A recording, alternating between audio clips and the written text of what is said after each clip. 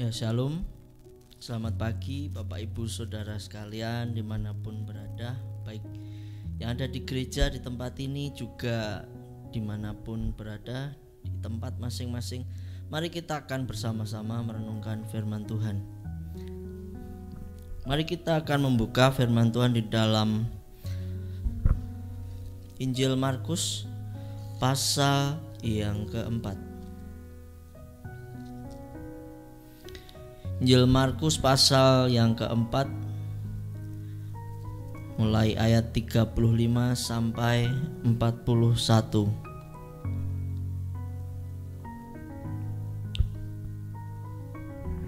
Ya, perikop ini sudah sering sekali kita baca. Saya akan membacakannya dengan cepat. Pada hari itu, waktu hari sudah petang, Tuhan Yesus berkata kepada mereka, "Marilah kita bertolak ke seberang." Mereka meninggalkan orang banyak itu lalu bertolak dan membawa Tuhan Yesus beserta dengan mereka dalam perahu di mana Tuhan Yesus telah duduk, dan perahu-perahu lain juga menyertai dia.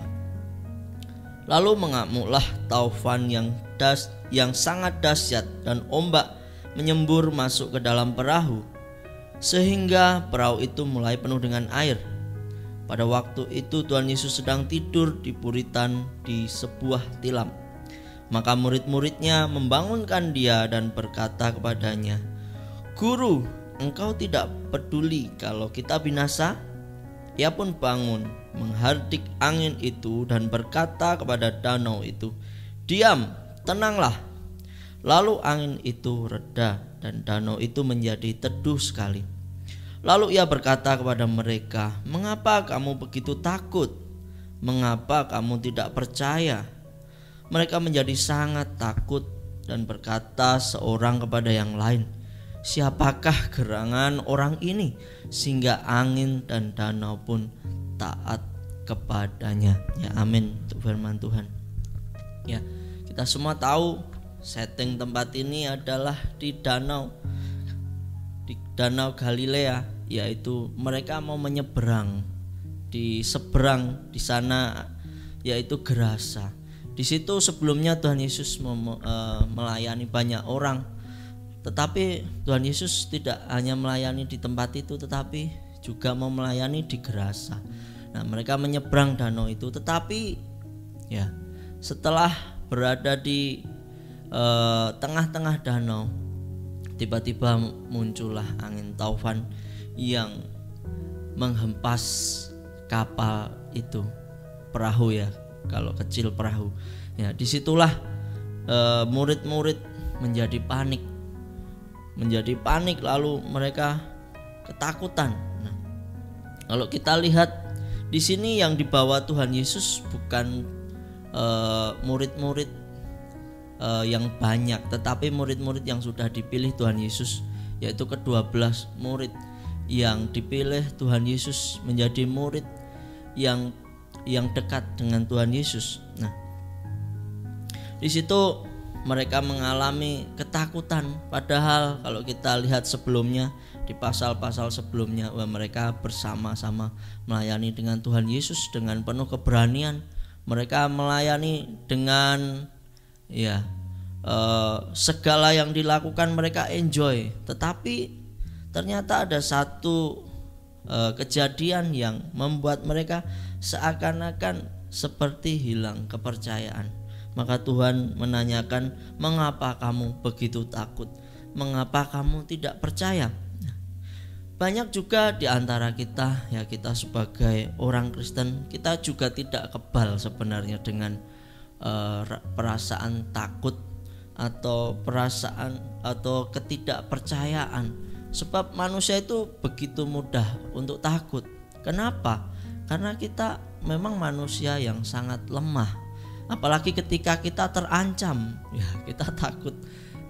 Ya, kalau kita sedang di jalan, misalnya kita salah ya, di jalan naik motor tidak bawa SIM, STNK dan surat-surat yang perlu, ada momen polisi, kita takut.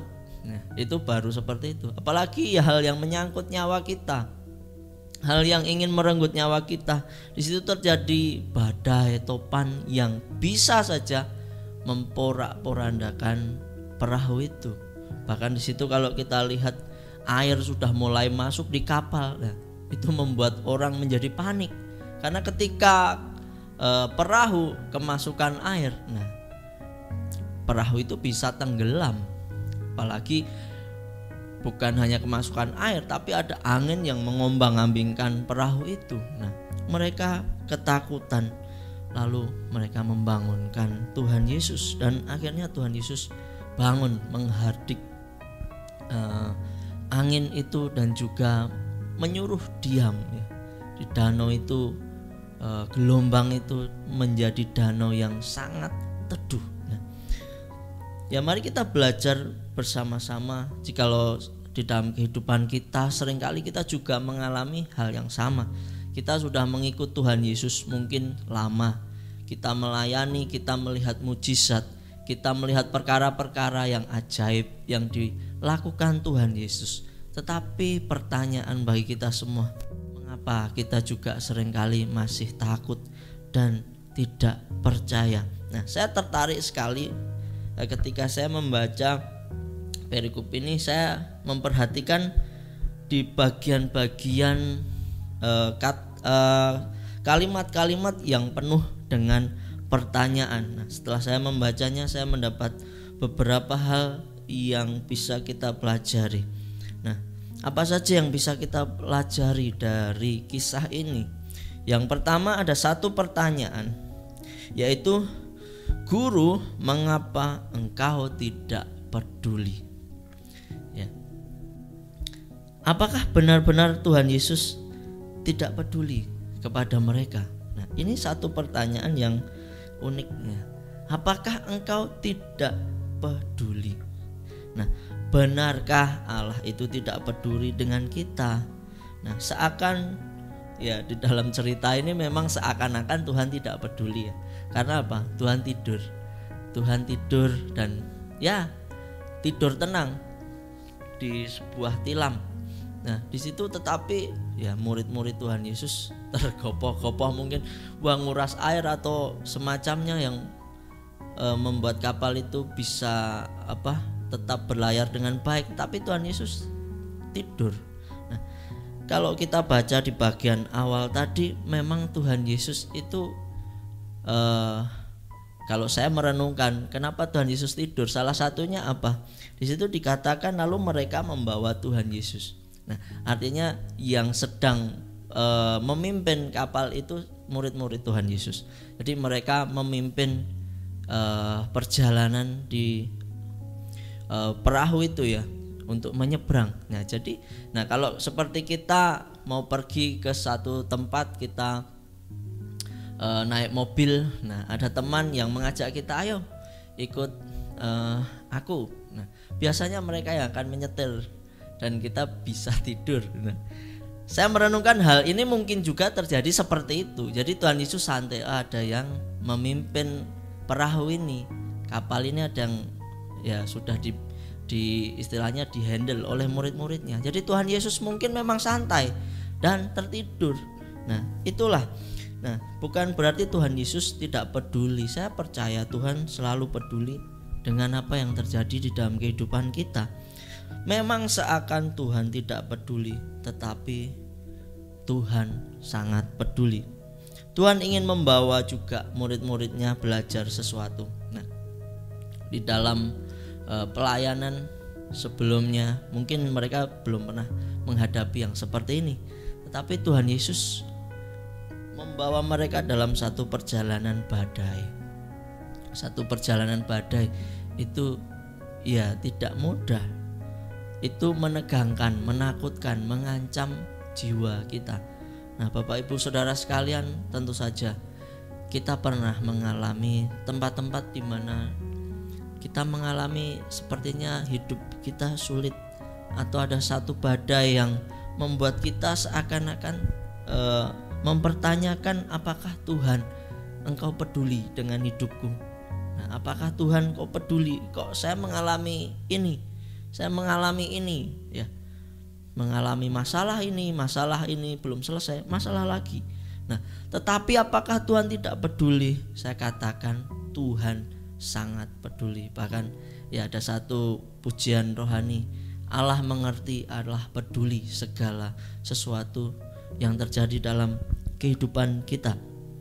Badai datang dalam hidup kita justru akan membuka sesuatu di dalam kehidupan kita, membuka mata batin kita untuk apa? Untuk meresponnya. Bagaimana kita merespon badai itu? Dengan apa kita meresponnya? Apakah kita mengaktifkan iman percaya kita kepada Tuhan, atau justru malah kita mempertanyakan rasa percaya kita kepada Tuhan? Nah, saya akan membacakannya satu firman Tuhan di dalam Mazmur pasal 37 ayat 23. Kita bisa membukanya biar ini juga menjadi kekuatan bagi kita, bahwa Tuhan itu memegang kendali. Tuhan tidak tinggal diam, Tuhan tidak acuh tak acuh, tetapi Tuhan adalah Tuhan yang peduli. Mazmur pasal 37 ayat 23, Tuhan menetapkan langkah-langkah orang yang hidupnya berkenan kepadanya. Apabila ia jatuh tidak sampai tergeletak, sebab Tuhan menopang tangannya. Puji Tuhan. Tuhan menopang tangan kita, Bapak Ibu Saudara sekalian. Sekalipun kita bisa saja mengalami hal yang buruk, seakan-akan kita akan tenggelam, seakan-akan kita akan mengalami maut, tetapi ternyata Tuhan menopang kita. Ya, bisa aja sesuatu terjadi, tetapi kita percaya kita memiliki Tuhan yang sempurna untuk menolong kita. Nah, itu pertanyaan yang pertama. Lalu yang kedua, mengapa kamu begitu takut? Nah, ini pertanyaan yang ditanyakan oleh Tuhan. Tadi oleh murid-murid Tuhan, sekarang oleh Tuhan Yesus. Mengapa kamu begitu takut? Nah, kalau Tuhan mengatakan mengapa kamu begitu takut, nah kita bisa lihat ya, berarti Tuhan mau mengatakan apa? Tuhan mau mengatakan jangan takut, jangan takut. Maka Tuhan katakan mengapa kamu takut? Nah, ya kalau kita lihat kenyataan seringkali menakutkan, Bapak Ibu Saudara sekalian. Masalah depan mata, air masuk semua ke perahu, anginnya mengombang-ambingkan perahu, goncang semua di situ. Gelombang datang ya, membuat panik. Ya, kita melihat kenyataan apa yang di depan mata kita, memang secara alami itu bisa membuat kita menjadi takut dan panik. Ya, apalagi masalah bertubi-tubi datang. Belum airnya habis dikuras sudah masuk lagi. Belum lagi kapalnya goncang. Dalam kehidupan kita belum satu selesai masalah, ada masalah timbul lagi.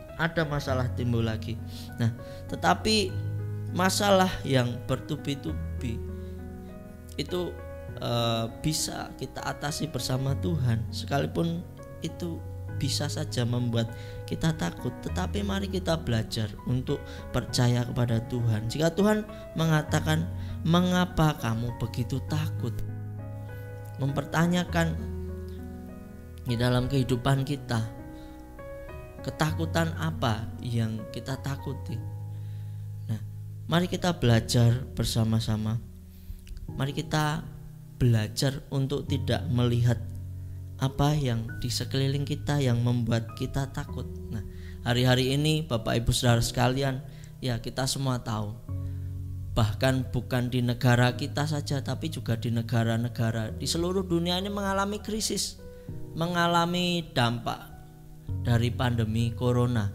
Juga dampaknya itu tidak hanya di dalam kesehatan, tetapi juga dalam pendidikan, ekonomi, sosial, mengubah banyak hal. Nah, itu yang kita lihat, bahkan setiap hari kita mendengar berita-berita buruk, berita yang menakutkan. Nah, beberapa survei mengatakan bahwa di dalam beberapa tahun ini, dalam pandemi ini, banyak orang menjadi stres, banyak orang ya menjadi sakit karena ketakutan. Nah, tetapi mari kita melihat siapa yang ada di dekat kita. Kita jangan lihat badai yang menerpa kita. Memang kita pasti merasakan, tapi mari kita melihat di situ ada Tuhan Yesus yang beserta dengan murid-muridnya. Di situ ada Tuhan Yesus yang beserta dengan kita ketika kita menghadapi badai. Memang kita tidak terlepas dari ketakutan, tetapi mari kita mulai melihat siapa yang ada bersama kita sebenarnya. Ada Tuhan yang lebih besar daripada badai yang sedang mengamuk dalam hidup kita. Ya, Tuhan ingin kita fokus pada pribadinya dan juga janji-janjinya. Karena apa? Pribadi selalu ingin menolong kita, janji-janjinya selalu menguatkan kita. Maka mari kita berfokus pada hal-hal yang bisa membuat kita kuat, pada hal-hal yang membuat kita bangkit, pada hal-hal yang membuat kita menjadi pemberani, bukan hal yang membuat kita takut. Nah, kalau kita ingat firman Tuhan katakan, iman timbul dari pendengaran, pendengaran akan firman Tuhan. Nah, ketika kita mau iman kita semakin kuat, mari kita semakin mendengar firman Tuhan dan janji-janjinya.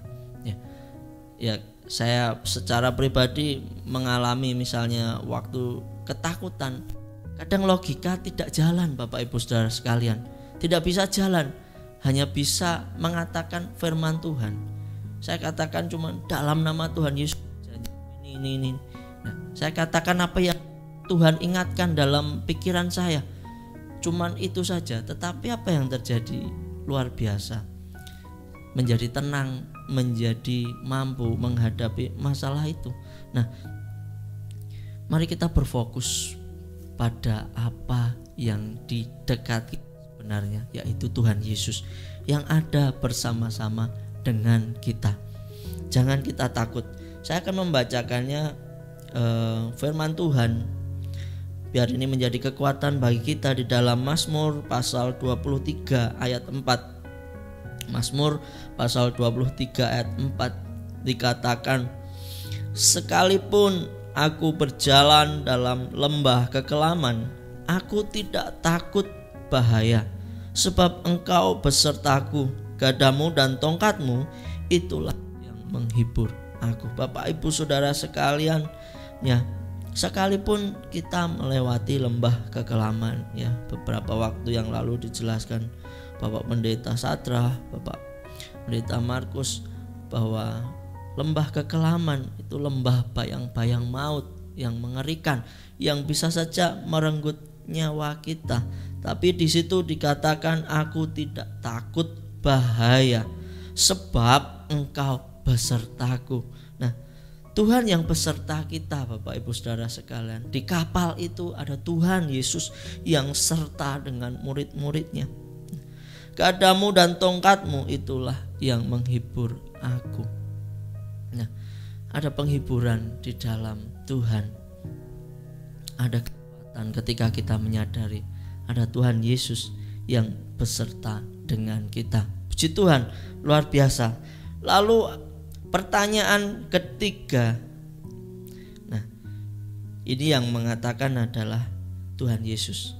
Mengapa kamu tidak percaya? Nah, ketika Tuhan menanyakan ini, tentu saja Tuhan ingin bilang, percayalah. Tuhan ingin bilang, percayalah kepadaku. Itulah yang ingin dikatakan Tuhan kepada kita.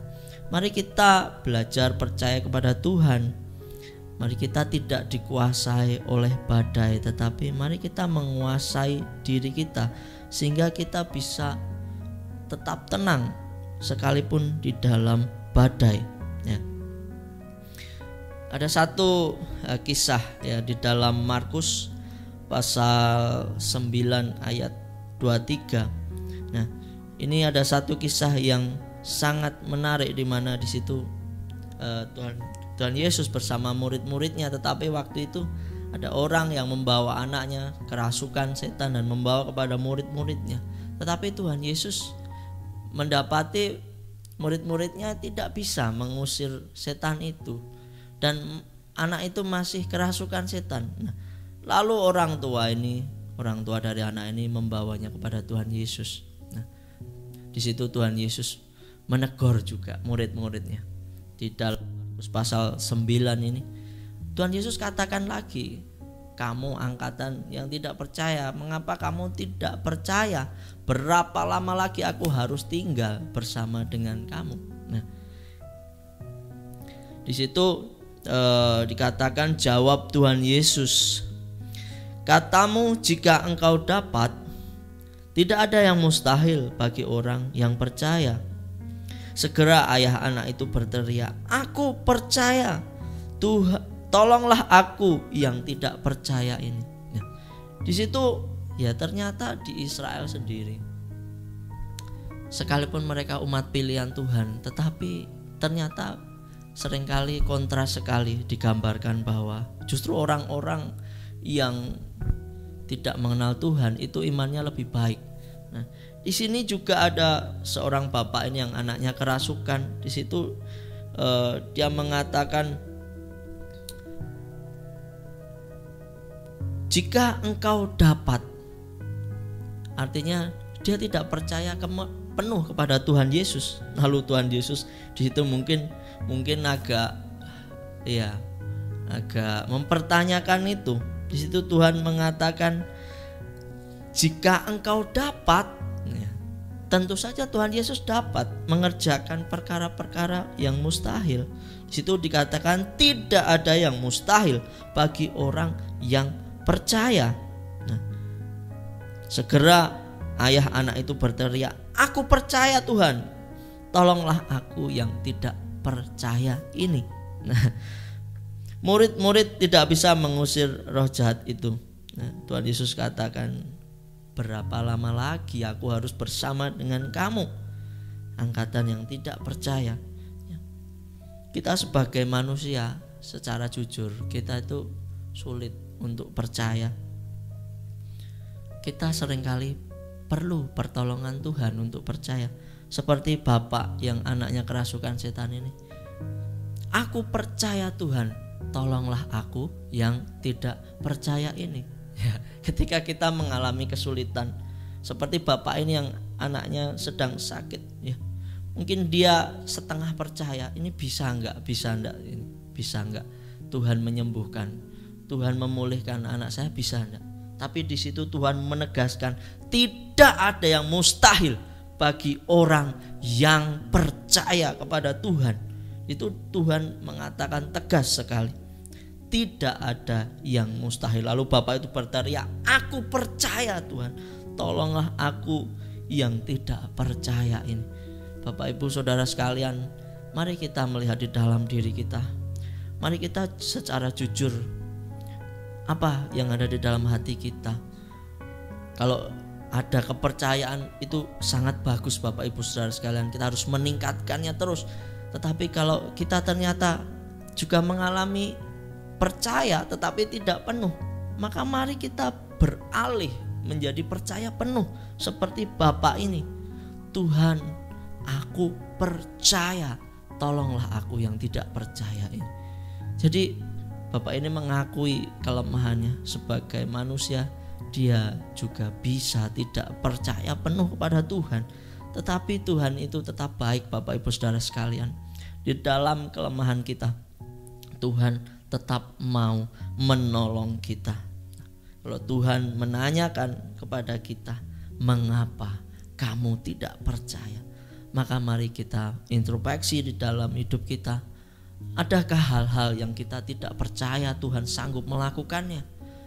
Adakah perkara-perkara yang kita anggap ini Tuhan mampu, bisa nggak mengerjakan? Saya percaya, sebenarnya kita percaya, tetapi pada kenyataannya kita dalam tindakan seringkali meragukan Bapak Ibu saudara sekalian. Kalau kita ditanya, percaya Tuhan Yesus mampu melakukan, pasti kita akan jawab percaya, karena sebenarnya kita memang percaya, tetapi pada prakteknya, nah kita tidak percaya penuh. Nah, mari kita berbalik untuk percaya penuh kepada Tuhan. Tuhan, aku percaya. Nah, puji Tuhan, luar biasa sekali dalam cerita ini. Lalu, nah ini yang terakhir, pertanyaan yang keempat. Nah, pertanyaan yang keempat ini berada di akhir dari perikop ini di dalam Markus pasal 4 mulai ayat 41. Di situ dikatakan mereka menjadi sangat takut dan berkata seorang kepada yang lain, siapa gerangan orang ini sehingga angin dan danau taat kepadanya. Loh, ini juga termasuk sedikit aneh. Karena apa? Murid-murid ini sudah lama bersama-sama dengan Tuhan Yesus, bahkan melayani bersama Tuhan Yesus, melihat mujizat-mujizat bersama Tuhan Yesus. Mereka melihat dengan mata kepala mereka sendiri, bahkan mereka juga menjadi pelaku-pelaku di situ, menjadi saksi hidup di situ. Tetapi aneh, mereka mengatakan siapa gerangan orang ini. Mereka menjadi sangat takut. Nah, kata takut di sini bukan takut seperti kita takut karena ingin celaka ya, tetapi takut di sini adalah takut respect, di mana ya tercampur ada kekaguman, juga tercampur sungkan dan rasa hormat kepada Tuhan. Loh, Tuhan ini Allah siapa ini? Manusia tapi kuasanya luar biasa. Nah, di sini dapat kita lihat bahwa seringkali juga dalam kehidupan kita ada fase di mana ketika Tuhan menolong kita, nah kita terkagum-kagum akan kuasa Tuhan. Kita terkagum-kagum akan apa yang dikerjakan Tuhan. Nah, luar biasa siapa gerangan orang ini. Nah, mari kita belajar untuk lebih lagi mengenal Tuhan melalui setiap peristiwa, Bapak Ibu Saudara sekalian. Banyak peristiwa dalam kehidupan kita, baik itu peristiwa yang menyenangkan, menegangkan, menyedihkan, mengharukan, ya banyak sekali. Yang itu semua kita rasakan di dalam pikiran dan perasaan kita. Nah, mari di sini kita mengenal siapa Tuhan kita. Nah, Tuhan adalah Tuhan yang luar biasa yang memiliki kehidupan kita. Nah, mari kita buka di dalam Yesaya pasal 43 ayat 1. Yesaya pasal 43 ayat 1. Saya akan membacakannya. Tetapi sekarang beginilah firman Tuhan yang menciptakan engkau, hai Yakub, yang membentuk engkau, hai Israel. Janganlah takut, sebab aku telah menebus engkau. Aku telah memanggil engkau dengan namamu. Engkau ini kepunyaanku. Nah, di sini dikatakan hai Yakub, hai Israel. Nah, kita anak-anak Tuhan adalah Israel rohani. Kita anak-anak Tuhan. Siapa yang percaya, beriman kepada Tuhan Yesus, kita juga adalah anak-anak Abraham. Kita Israel rohani. Jadi firman Tuhan ini juga buat kita, bahwa kita ini ditebus oleh Tuhan dan kita dipanggil oleh Tuhan, dan dikatakan kita ini adalah kepunyaan Tuhan. Bapak Ibu Saudara sekalian, pernahkah kita berpikir beberapa hal yang diinginkan Tuhan dalam kehidupan kita?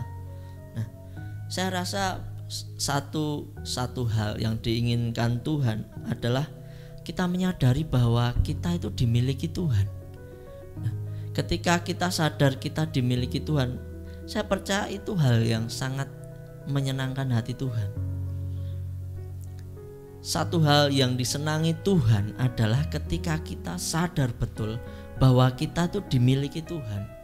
Seperti Bapak Ibu Saudara sekalian yang mendengar firman Tuhan saat ini, diantaranya sudah memiliki putra dan putri. Betapa senangnya orang tua ketika anak-anak mereka menceritakan tentang bapaknya, ibunya, membanggakan orang tuanya. Mereka ditanya anak sapa le? Wah, anak Pak. Ya, itu kita bangga sekali, betul. Nah, Tapi seorang anak ketika ditanya nama orang tuanya saja nggak ingat. Itu parah sekali. Nah, kebanggaan orang tua adalah ketika anak-anak mereka membanggakan orang tuanya. Mereka bangga memiliki orang tua itu. Nah, demikian juga Tuhan ingin kita bangga memiliki Dia, sebab ketika kita sadar betul kita memiliki Tuhan, maka hidup kita itu akan merasa tenang sekali. Kita akan merasa tenang teduh sebab kita memiliki Allah yang dahsyat, Allah di atas segala Allah, dan tidak ada yang disamakan dimanapun berada. Tidak ada yang bisa menyamakan atau disandingkan, oh Tuhan Yesus lawan ini, tidak bisa. Hanya Tuhan Yesus yang paling dahsyat, dan kita ini adalah kepunyaannya. Nah, siapakah gerangan orang ini? Siapakah Tuhan itu? Tuhan adalah Allah yang memiliki hidup kita, Bapak Ibu Saudara sekalian. Maka hidup kita aman di tangannya. Kita kepunyaan Tuhan. Nah, kesadaran akan pribadi Allah yang kita miliki jauh lebih penting daripada mujizat-mujizat yang mungkin bisa kita alami. Seperti tadi murid-murid Tuhan sudah mengalami banyak hal bersama Tuhan Yesus, mujizat, perkara besar. Tetapi hal yang tidak disadari adalah Tuhan itu memiliki mereka. Nah, maka di titik ini mari kita belajar bersama-sama. Lebih sangat penting untuk kita terus menyadari kita memiliki Bapa Allah yang dahsyat, yang luar biasa, yang selalu beserta dengan kita, daripada kita hanya sekedar meminta mujizat berkat. Mujizat berkat tidak menjamin ternyata untuk kita bisa percaya penuh kepada Tuhan. Tetapi kesadaran penuh bahwa kita milik Tuhan itu justru akan membuat kita tenang dan aman. Ya, puji Tuhan, biarlah firman Tuhan ini menjadi perenungan bagi kita. Ada pertanyaan-pertanyaan di dalam perikop ini yang bisa kita pelajari untuk refleksi dalam kehidupan kita. Mari kita di titik mana? Mari kita terus belajar untuk percaya kepada Tuhan. Ketakutan bisa saja datang, Bapak Ibu Saudara sekalian, tapi mari kita ingat kita punya Allah yang memiliki hidup kita, sehingga kita bisa menjadi orang yang sangat tenang.